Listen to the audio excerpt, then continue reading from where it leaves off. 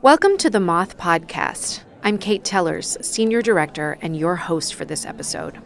My mom was one of 6 siblings, descendants of Lebanese immigrants who landed in Erie, Pennsylvania. A few years after their mother, my Nona, died, the siblings decided to get together in my uncle's backyard for a weekend spent cooking and sharing the food they had been raised on. On a whim, at the last minute, my aunt printed t-shirts and, as with most things in my family, things escalated quickly. And now, Lebfest is a decades-old annual tradition whose ever-expanding guest list includes extended family, friends, neighbors, and hundreds of cloves of garlic. More than once, we've needed to rent a tent. Our core menu is fixed. Lahamishwe on Friday, gishk and shish tawuk on Saturday, iji on Sunday, but also expanding and overseen by the brilliant, watchful eyes of my cousin's wife, an in-law who is Irish, and by this point could cook every dish blindfolded. There's something special about a family recipe. The idea that you're using the same ingredients as your uncle or your Nona. When you take a bite of that garlicky skewer of shrimp or swirly cinnamon bun, you can be dropped into another place and time, whether that's your childhood home, your aunt's kitchen, or Lebfest.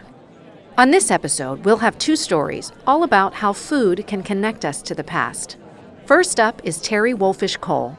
She told this at a New York City Story Slam where the theme of the night was fathers. Here's Terry live at the Moth. A couple of weeks ago, I went out for dinner, my husband and I, with another family. And there was a 16-year-old girl there, cousin Lauren.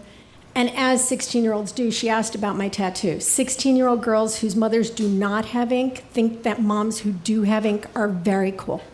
So she asked about my tattoo. What does it say? I said, it says, enjoy every sandwich. And she said, what does that mean? So I told her the story that I tell everybody, which is about Warren Zevon. He was dying, and he went on the David Letterman show, and David Letterman said, well, what do you know that the rest of us don't know? And he said, well, I know you got to enjoy every sandwich. And that phrase took on a life of its own. And that story is suitable for telling in public, and it is true, but when I tell it, it's a total lie.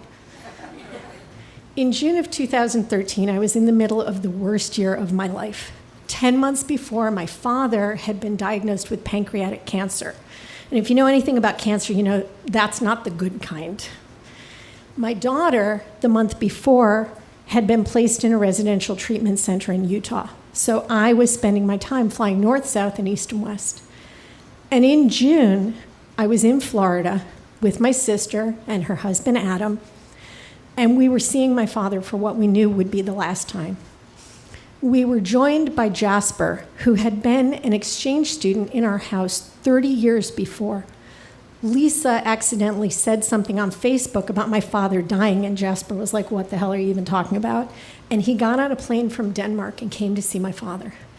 He came into this apartment, which was so strange for Florida, because the ceilings were kind of low and it was always dark, which is weird because Florida is a very sunny place. And he came to see my father, and he got in the bed right next to my father. My father didn't much get out at that point. And we spent the rest of the weekend, he gave him a kiss, he gave him a hug, and we spent the rest of the weekend playing blackjack, which is weird.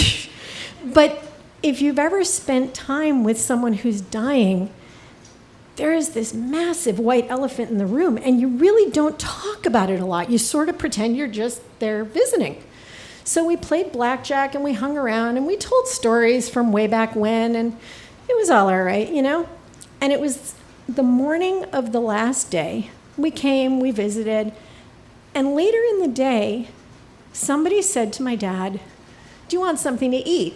And at this point, my dad was really housebound, and he was in his bathrobe all the time. He was mostly in the bedroom, but he came out to the dining room, and he said, I could really go for a tongue sandwich. And I've thought about this so many times since. It's a cocktail party question. What would you have if it were your last meal? And people talk about lobster, and they talk about spaghetti. And literally no one else has ever said, I could really go for a tongue sandwich. But the boys got in the car, and they went to Jacob's Deli, and they came back with this clamshell. And in it was this greasy nasty looking tongue sandwich and a couple of pickles. And my father sat at the table in his bathrobe and he ate that half a sandwich. And I have never seen anyone enjoy a meal more than that man and that tongue sandwich. And after about half, he had had enough, and he was ready to go rest, and it was time for us to go back to my mother's house a couple of miles north. And it was time to say goodbye, and I was leaving in the morning. And I knew what was happening. I really knew, but I had to make like I didn't, because you just don't say goodbye forever out loud. And I leaned into my father to give him a hug. He was sitting, he didn't stand up really anymore. And I noticed that my father, who had always been bald, seemed balder. I don't know how that works, but he did. And I leaned in, and I gave him a hug, and he hugged me back. And he said to me, "I am just so proud of you both." And a week later, my father was dead. And I know that I talked to him in the week in between. But I don't know what I said, and I don't know what he said. Those are the words that rattle around in my head. And so on his birthday, on Father's Day, on the anniversary of his death, when I light a candle, I try to forget about all the times I screened his calls, and I listen to those words instead. I am just so proud of you both. Thank you.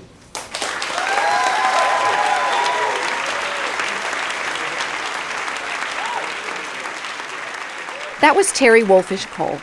Terry is the producer of Tell Me Another, a true live storytelling show in Hartford, Connecticut. This was the first story she told on stage. She misses her father every day. Enjoy Every Sandwich is tattooed inside her left wrist in his memory. If you'd like to see photos of Terry and her father, along with her Enjoy Every Sandwich tattoo, just go to our website, themoth.org/extras.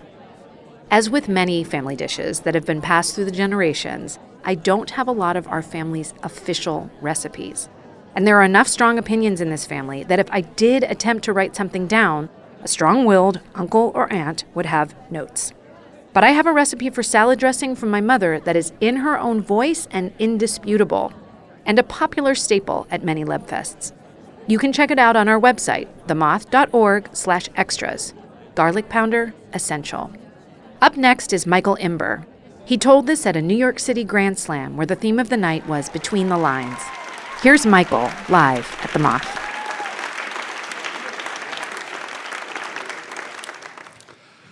A simple recipe: Hershey's cocoa, sugar, vanilla extract, Karo syrup, a pinch of salt, heated to perfection, poured into a pan, and then cooled in an ice water bath. This was my grandmother Millie's recipe for fudge. Fights would break out at family gatherings in St. Louis if anybody dared to take more than their fair share. This was no ordinary recipe. When the grandchildren all left for college, Nana would make batches of fudge and package them up in old Russell Stover candy boxes and mail them to us. And the recipient of the latest batch of fudge would lay claim to the title the real angel boy or the real angel girl, which was her nickname for all of us. But we held it as the moniker for the most favored grandchild. I was always close to my grandmother, but all the more so after my father passed when I was 10 years old. And she was just a rock for my mother and for my siblings and me. When I left for college, I made a point of calling her every Sunday night. When I moved to New York, I continued that tradition, and I was so happy that she was able to walk down the aisle at my wedding. In the winter before Nana's 79th birthday, she suffered a transient ischemic attack, a mini stroke. And the emergency room doctors said it was so mild, there was nothing they could do. They just told her, go home and rest. And my brother Doug and my cousin Teddy were with her at the time, and they drove her back to her apartment. They arrived about midnight. And Nana said, "I'm wide awake. What do we do now?" And the boys looked at each other and they said, "Nana, make fudge."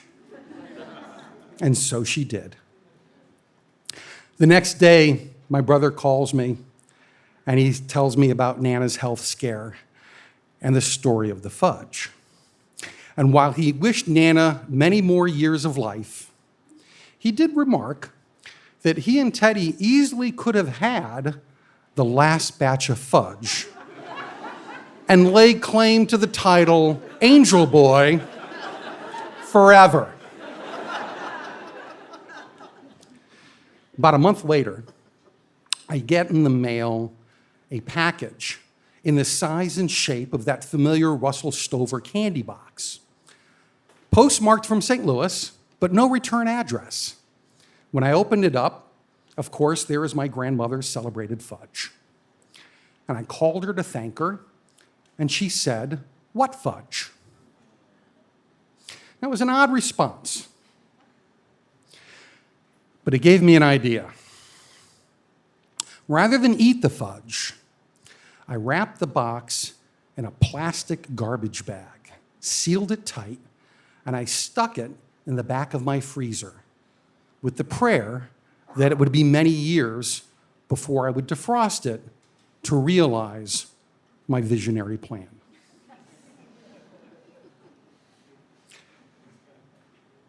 What nobody realized is that Nana was suffering a series of mini strokes that spring. And that explained why she couldn't remember that she had sent me the fudge. That August, my grandmother suffered a massive stroke, and it sent her to the hospital just as my wife and I were getting ready to leave on a California vacation. My mother said, "Take the trip," and I was warned, "Do not show up in St. Louis," for fear that it would frighten Nana that her condition was serious. The day after we arrived in San Francisco, we got word that my grandmother had passed. And I was devastated. And as if that were not enough, I had another problem. The last batch of fudge was in Brooklyn, and we had to fly from San Francisco straight to St. Louis for the funeral. Undaunted, I took my key and I FedExed it to a friend in New York who went to our apartment, got the fudge, and FedExed it to me in St. Louis. On the second day of Shiva, my package arrived. As I walked into the living room where the family had gathered, and everybody saw I had the Russell Stover candy box, you could hear a pin drop. This was much more than a recipe. And as I shared the last batch of fudge, the tears turned to smiles, and everybody began to tell their fudge stories. Someone remarked, "Nana's catering her own Shiva." Nothing could have been sweeter. And as for the title, Angel Boy,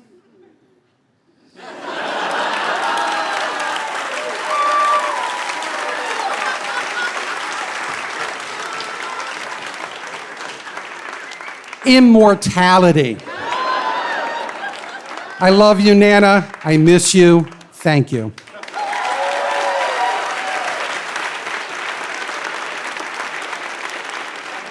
That was Michael Imber. Michael lives in Weston, Connecticut, where he and his bride of 35 years, Nancy, have raised their twin sons.